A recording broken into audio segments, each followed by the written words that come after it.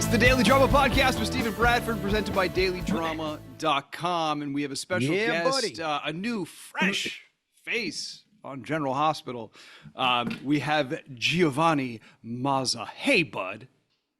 What's up? It's good to see you. Dude, you got great hair.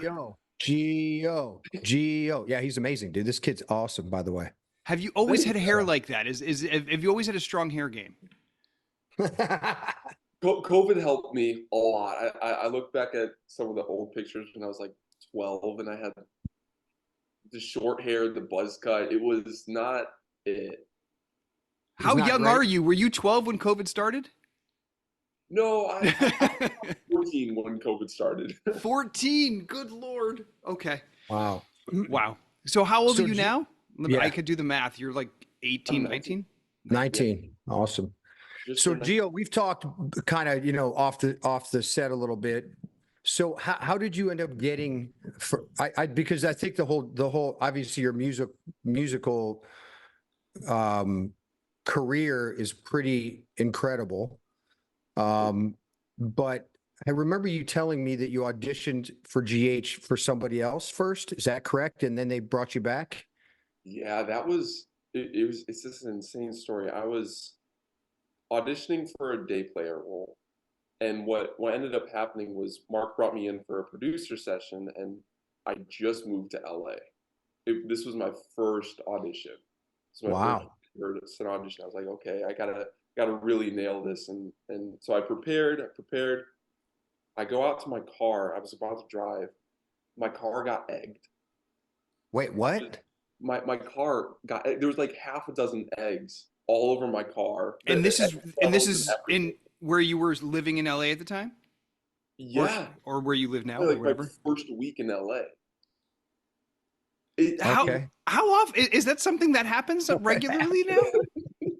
No, and that's the thing. It's like, oh my God, this is the classic LA story of my first audition experience. And I didn't have any time to clean it up, and it was like 100 degrees. I had to go. Oh, so it was baked in then. It was baked. Oh, so man. Then I go into the audition. It was a day player role. Yeah. So not a whole lot to prepare for, right? No, it was like 2 pages. Oh, it was. Okay, yeah. Okay, good. Yeah, it was like a character. They might bring him back, but anyways, I do it and I forget my lines, and it was like 2 pages, and in the middle of the scene I totally lost track of everything. Sure. Thank God Frank was in the room. He said, "Gio, just go from the top." So I was like, oh, thank God I did it, but I walked out and I was pissed. I was like, oh God, I didn't represent what I prepared. And then also I had the egg to clean up. So I cleaned it up for 3 hours. I was just scrubbing all night till like 9 o'clock. And then the next day they called and they told me that they wanted to give me a contract role. And they were writing this role for me, and it blew my mind. not what you expected at all. Not what I expected at all. Wow. Amazing.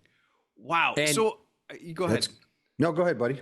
Well, something, I heard something, I don't know who I was talking to, but there was something about when the network saw you and they were like, we gotta lock this guy up. So whatever you showed, whether maybe you had a really human moment in there when you went up on your lines and the way you handled it and your professionalism, but what you must have done throughout, they must have really seen something in you to be like, so that's interesting because this is your first audition. So knowing that you brought that into the room, whatever you brought in, don't think too much about it because the more you think about it, you'll try to mess with it. But what do you think, like, give us a bit of your background. I know it's pretty interesting and like the intersection of music and basketball and like crazy. So give us a little bit of, tell us how it all started. Where are you from? I'm from Chicago, Illinois. I just moved out to LA. I started playing violin when I was 3 years old. And my mom Did just you? wanted, Well, I can't imagine it was the 3-year-old being like, "Mom, Dad, can I play the violin?" It was like, "Hey, kid, here's a violin," right? Or no? yeah, my mom was like a teacher and she wanted me to be good at math. That was the whole thing. Right. That's amazing. And music and math, there is some corollary there. Like, Yeah, like, yeah, she's a teacher and all her best students played the violin. So I was like, okay, sure. I'll play for my mom, I guess, at 3 years old. She gave me toys and I was happy. Right, of course. But you took to it. I took to it and I played every day. And when I was about 7, I really was excited and passionate about acting. And I got my SAG card and I was in commercials and stuff. And then when I Oh, was 9, the NBA totally took off. oh, I, sure. oh, I'm sorry. Well, so okay, how did you get interested? Just being in Chicago, I know there's opportunities there, but as a 7-year-old, you're like, I want to be in acting, and you just got an agent and started doing commercials and got a SAG card? My uncle was in the industry. Okay. He, he's an actor. He lives here. He's helped me so much. And when I Okay. told my mom, I saw him on TV. Actually, Grey's Anatomy. There was an episode of Grey's Anatomy that he was on, Oh which my is gosh. wild because we work on Right. this lot as Grey's Anatomy. Who And who's your uncle? his name is Brian Chesters. Brian Chester's. Okay. All right. Yeah, he's a DJ and he's an amazing Wow. writer. I love his scripts. Yeah, but Cool. he's helped me so much. Awesome. So you had someone that was doing it that you looked up to and said, "Oh, that's something I would like to do." Yeah, And you just being in Chicago with the opportunities there, you just found like that's really cool. my mom was so supportive. She got me an agent. Um, I'm actually still with the same agent, and my mom's just been so supportive. She's Wow. really the Awesome. one that helped me get to the point where I'm able to be here. Wow. Really. So did you move out here, obviously or move out to LA for acting, and your mom was all good with it? Everybody was on board? Yeah, yeah. Okay, that's amazing. It was only supposed to be 2 months. I was supposed to be here 2 months, take a few classes, go back home to Chicago, and see where life takes me after that. Right. But Ah, okay. Got it. I see. So So let me ask you this about about playing the violin. So you were playing all the time. How did the NBA thing come about? Did they see you on a video, or how'd that work? my mom saw a Facebook audition, and she was like, "Oh, okay, this is an audition for the Chicago Bulls Youth Talent Search." It's like this competition that is held at halftime where kids ah, compete, and like a competition. And what I did it for the tickets. I was like, sure. okay, I get to go to the Bulls game for free. Yeah. And I lost the competition the first round. I got brought back for a timeout. And then the next thing that I did was the Rising Stars halftime show in Toronto, 2016. And after that, I just completely blew up. Every NBA team wanted me to play the NBA halftime shows. Wow. So So you would just come out and do something impressive during halftime? Well, I played the violin. I played Yeah, hip hop violin, and it was considered cute. sure. I was like 9 years old. You were yeah, So, you were an anomaly. You were like yeah. So what yeah, hip hop songs did you play to? the Was first it a DJ, or was it a track and then you were playing to the track, obviously, right? I was playing to track. Yeah, Yeah.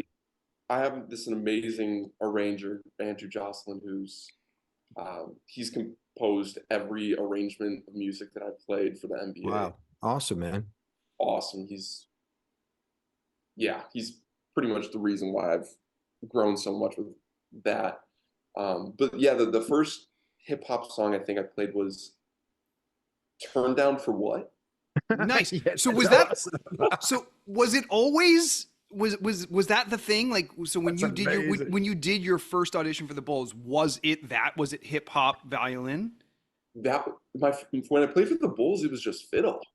Oh, Mm. interesting. So They when did you think, oh, you know what would be cool is if I did this to like hip hop songs? I that was not my first take on anything. I was not suggesting that at all. All right. They just said, So "Hey, someone you did. play this," and I Yeah. did, and it Wow. became a thing. It was That's Right. weird. super cool, man. Was there when you would go and do halftime shows, would there be any sort of like production value, or was it just you out there in the middle of the court kind of like vibing? Sometimes I uh, usually it's with dancers. Usually Nice. the team provides the dancers and they dance along with me. And when I was little, I used to always play with the drum line. I thought it was the coolest thing ever to play violin, the drummers behind me whacking. Yeah. That's Awesome. cool. Um, but yeah, otherwise it's pretty much always just been me, like the solo performance, and then whatever the teams want to add to it. Sure. So And okay. are you still doing that? I am. I actually Wow. did one. The last I did the women's final four. That was the last one that I did.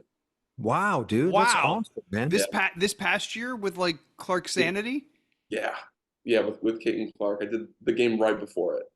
Wow, that's That pretty is cool, really man. cool. Okay, so when you're I mean, since you're only 19, this is not like ancient history. This is like recent.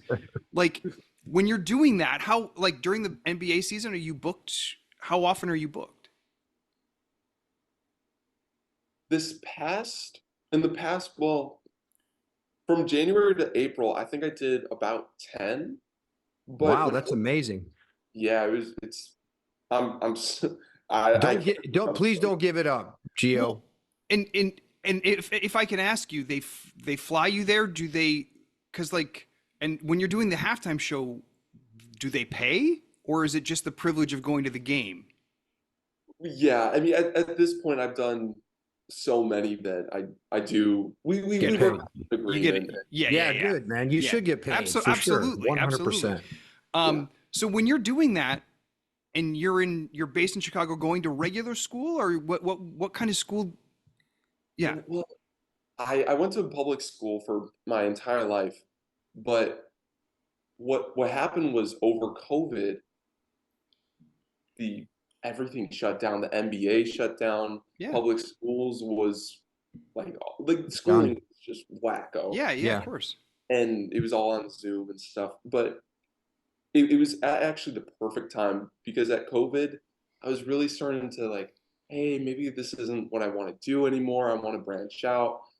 Acting became my big passion again that I really wanted to work at. And then COVID happened.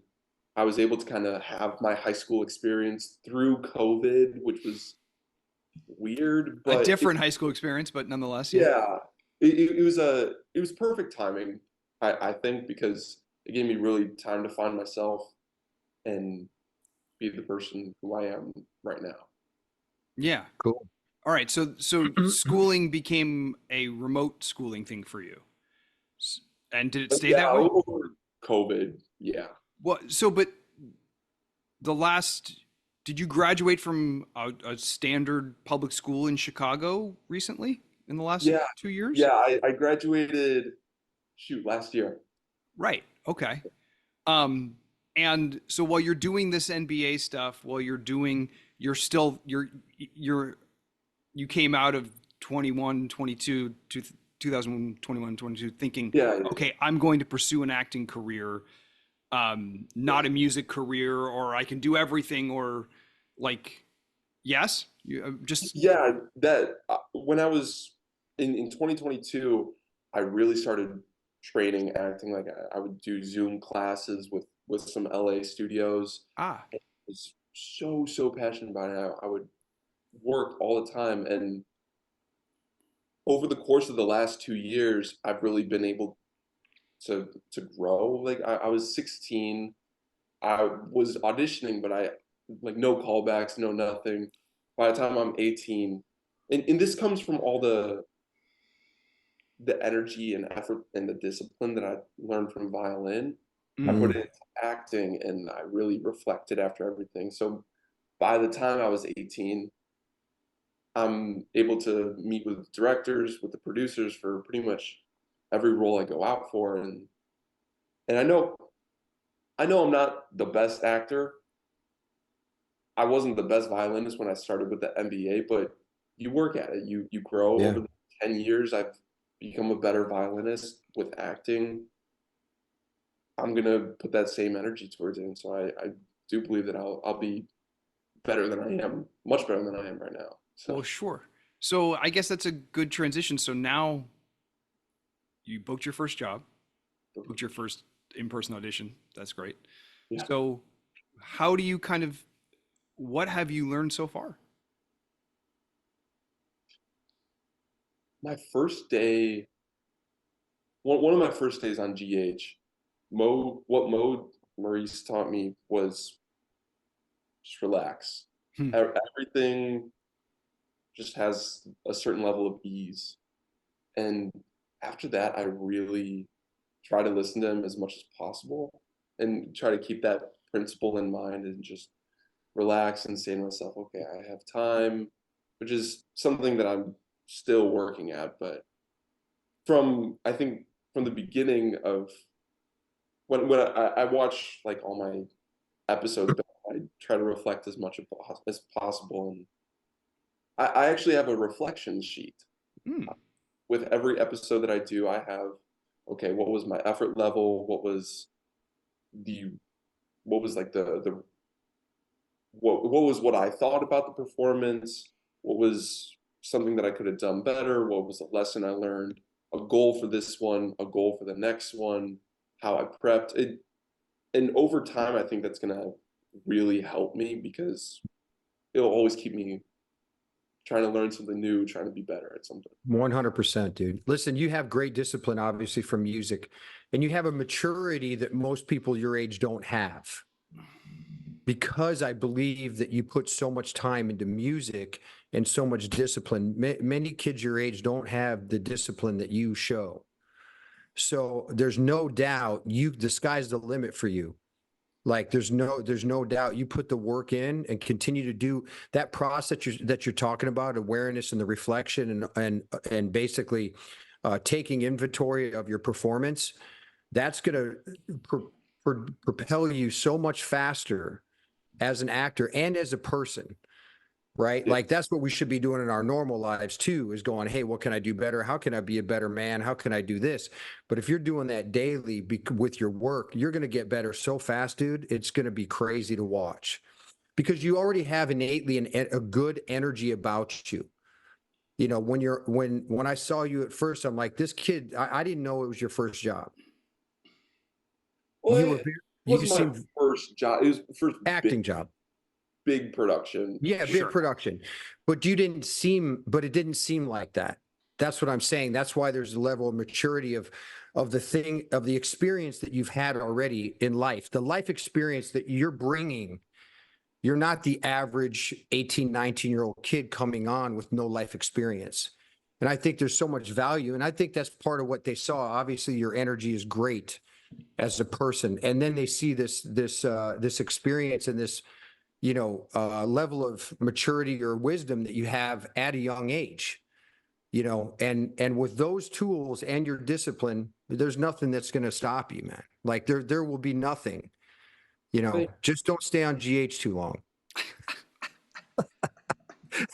Don't tell Frank, he doesn't listen to this, but like you have so much potential, man. I know we talked on, kind of offset about your music and this stuff. So if you're going to rate, like, I know you love your music still, but is acting creeping ahead a little bit? Yeah, It it is. definitely. Okay. Yeah. Well, when you think about your music, like how do you think about potential opportunities for that? Because I mean, obviously you were able to leverage it into this kind of really niche thing with Yeah. the NBA, but like, I mean, what, you know, when you think of the practical, if you you know, I'm not trying to take away just like the joy of playing, but if you're thinking like the practical part of it, like what other goals would you have for your music if you had them? It's something that I've actually thought about a lot. Oh, I've done so much with the violin. I mean, I really have gone down as many roads as possible as the violin. Besides a few, I've gone down the classical route where I was training with one of the best violin teachers in the world. I was, That's awesome. yeah, I was at 12 years old. I was in a class with these prodigies, and now it's actually really cool. I was just thinking about it. They're all, one is 21, just got into the LA Philharmonic. One just graduated Juilliard in this New York Philharmonic. These are like wow. people's dreams coming true, winning Yeah. contests. It's awesome to see that group. But I've done so many things with the violin that it's really about just having fun Mm. and how I could grow. And one thing that I've learned is that a lot of the lessons coincide with acting and violin. There's the interpretation that you learn with acting, Mm. when you learn how to put it in with violin and vice versa. Wow. Almost like the you can think of so many different analogies between violin and acting that will really kind of help you. And I think I'm just trying to find the best of both worlds. Yeah. Sure. Yeah. Yeah. I mean, look, you're young, so your technique is going to continue to evolve, Hmm. right? Yeah, Because, you know, a lot of people have technique. A lot of people follow one school, whether it's Meisner or Uda Hagen or whoever it may be. Um, but it really is a you pull from different people. Like I learned a lot from Maurice, hmm, right? A lot. He took me under his wing. He taught me everything in the beginning. But then I was going to use some of the stuff that I used also, you know, to become more well-rounded, you yeah, know, and it's always figuring out what works best for you, you know, and it's interesting because wasn't it Gregory Harrison, Brad, who used the music analogy to acting? Oh, for sure. Absolutely Yeah, he did. he Yeah. used it was amazing. If you watch that particular episode, that was an amazing episode. I love that episode. I didn't know what to expect with Gregory Harrison. Yeah. But we just started talking about the nuts and bolts of acting, of how he equates every scene with music, acting with music. It was really cool to listen. So when you said that, I got it immediately. That's what I thought of was Gregory Harrison when you said Yeah. that, because you know, it is still art. Any way you slice it, it's art, you know, and it's the energy you put in, and you know, it's always new. It can always be new. It doesn't have to be the same old scene. It doesn't have to be the same old song. It doesn't have to be, Right. you know. Well, it's interesting, like thinking about when you get a piece to play and you have your skill of, you know, you have your technique in playing the violin, but it's problem solving, right? In order to play this song the way I want to play it, I have to use a certain technique or a certain, I have to apply a certain one of my talent or whatever in order to play this the way I want to play it. If whether it's speed or dexterity or whatever, you're using that. And you acting is kind of the same way. You problem solve what you need to accomplish, right? You're like, all yeah, right, well, this is what I need to do. Okay, what can I pull from my toolbox? And if I don't have that tool yet, you develop it. Okay, And so, then you yeah, figure out, and then that becomes part of your toolbox going forward. yeah. So let me ask you this question, Gio, and then we'll get into who you are on General Hospital, because I have no idea. Um, so because with General Hospital over the years, whatever you're kind of going through in life, right? Whatever life is throwing at you that day in your personal life, because I was working on the show so much, I could bring kind of what I was going through in life to the show that day. So if I wasn't in the greatest mood, I could play scenes that I wasn't in the greatest mood. Right. Yeah. So if I was in a great mood, I could play scenes that I was a little better energy in a better mood. So I guess what I'm asking you is, do you, when you're playing the violin and you're playing the same thing, right? Because we see that there's people who are, because I told you briefly that we had a band, right? Yeah. And there was one guy who was a drummer who was just a rock and roll freaking animal, heavy metal, hair metal, rock and roll drummer. And then there was another guy that we had who was a great drummer, but he was very technical. Right? He just played the music. It was perfect, but it wasn't the emotion and the energy of the rock and roll guy. Right? So when you're going to play a song, do you think of an energy that you're going to play it in? Do you get it? Like, does that equate at all to what I'm saying at all? Yeah, no, I completely know what you're talking about. When I'm laughing only because one of my teachers used to tell me, Gio, don't always play so loud, because I would always play like a classical piece that it's supposed to sound so beautiful and Well, and mellow. there's levels too, right? Yeah. Yeah, there's the dynamics of Yeah. the volume, but I would play everything so passionately, no matter what it was. And my violin teacher would always tell me, Gio, this is more of a quiet piece. You gotta just keep it down, just Right. bring it down a little bit. Um, so yeah, I think that's also something that I need to kind of work on, is finding when to put in that type of passion and when to Sure. scale back and when to just really focus on the technique of the song. Right. Yeah. Interesting, man. Interesting. Yeah. Well, cool. Thanks for sharing that. So who are you on General Hospital? My character is Giovanni Palmieri. Mhm. There is a lot of, but I like that you said that you bring what you have in your personal life into your actual character on the show, because Yeah. I feel like that's kind of what has been going on. Like in my personal life, I've been a little homesick sometimes, and like, oh, I miss home, I miss Chicago, I miss my family, and sometimes I'll get a scene like the Fourth of July episode. I was in the scene and I was talking about, oh yeah, I miss Bensonhurst, I miss Brooklyn, because I'm Yeah. from Brooklyn on the show, and it's kind of fun because I can put that personal life into the scene. 100%. Yeah. For sure. For sure. Yeah. And that's, you know what, interesting, Gio, that's one of the things Maurice, when he first started working with me, he made me personalize every line. Yeah, Every line was personalized. Every line had a deeper meaning than what was written because I made it personal. And back in the day when I would see Maurice's scripts laying around, he would literally have every line personalized. He'd use his wife, his kid, his dog, his whatever. Like he would go, this is this person. So when you're saying that line, like you were just saying about missing Chicago, obviously that's natural. Hey, I miss Bensonhurst, but you really miss your home, yeah. right? As opposed to just saying it, you were able to personalize it. So very interesting. That's I really like that. I'm definitely going to use that actually.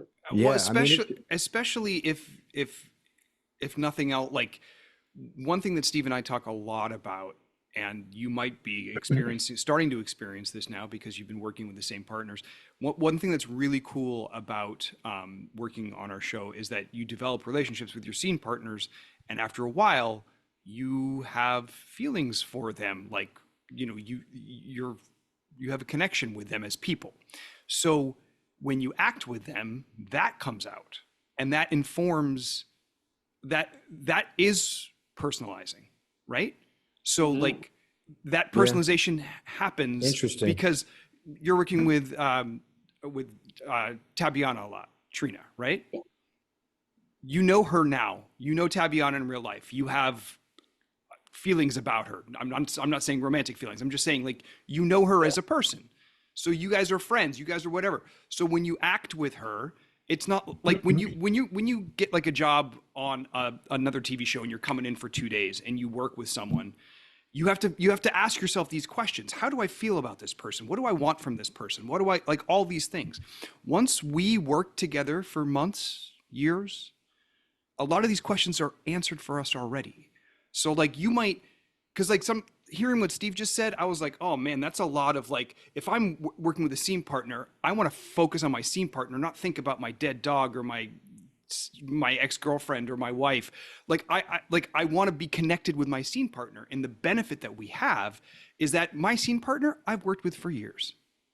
So I don't have to personalize anything because I know how I feel about her.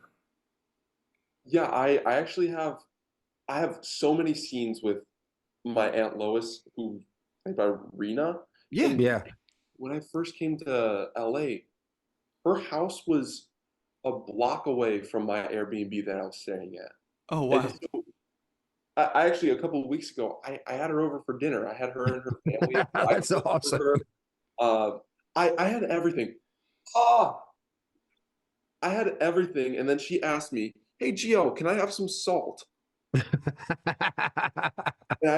I had not bought salt yet. I had bought salt, but I didn't have just salt, and I felt so embarrassed. Wait, isn't salt isn't salt a part of an Italian care package or no? I have no idea. That's amazing. That's amazing. That's super charming. Cool, but cool. So all to say, like you are someone that pays attention to what you're doing. You reflect, and what's cool about our show is that we have so many opportunities to do these things, to develop relationships, to develop. Like you're going to have so much to reflect on, and like Steve said, seems like your toolbox is going to grow and grow and grow. So yeah, man, just keep working hard. Anything's possible, man. You put the work in, anything's possible. What now? And just to kind of close out, what is GIO doing on the show that that's aired that you're excited about, and what do you hope comes his way in the future, near future, whatever? Well, as of so far, I've kind of been introduced on the show as a very, very nice kid, violinist. I play the violin on the show, Right. And I'm just kind of I'm building the connection, building the relationships with the girls, with Joss, with Trina, with my family on the show. What's airing, I think right now is Lois offered me a spot in Manhattan that she wants me to maybe go back to New York, and because she doesn't want me in Port Charles for some reason. She wants me out of town. So that's a conflict, and your GIO is probably going to be pushing against that. Yeah. Right. Well, I do like Port Charles a lot. I moved here for a reason, and I want to kind of explore what life kind of brings me. I want to be independent. Sure. And I think that we'll see more of that in the future. Cool. At least that's what I hope. Yeah. Cool, man. Awesome, dude. And what like in terms of the character, is there anything that you're excited about exploring with the character? Like, obviously you say your character's a nice guy. Is it maybe you want to see if there's other sides to him? Is there? Yeah. Yeah. Yeah, I would love to see the different dimensions of GIO, because it would be interesting to see how he gets angry, because as of right now, I'm the nicest guy on the show. Awesome. Sure. All right. I'm very pure, but it would be very interesting to see what he gets emotional about, what triggers him, and yeah, that would be very interesting to see. Cool. Well, we look forward to seeing it too. Yeah, brother. Where can people find you on Instagram or socials? My app is Giovanni Violin. Awesome. Perfect. All right, dude. Cool, man. Hey, thanks for doing this. I know I texted you last minute, so we really appreciate it, brother. Oh no, thank you guys so much for having me. Yeah, man.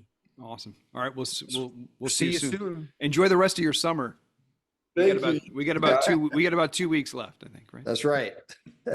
Yeah. All right. Yeah. All right, brother. Thanks, Gio. Appreciate you, bro. Appreciate you, man. Thank you.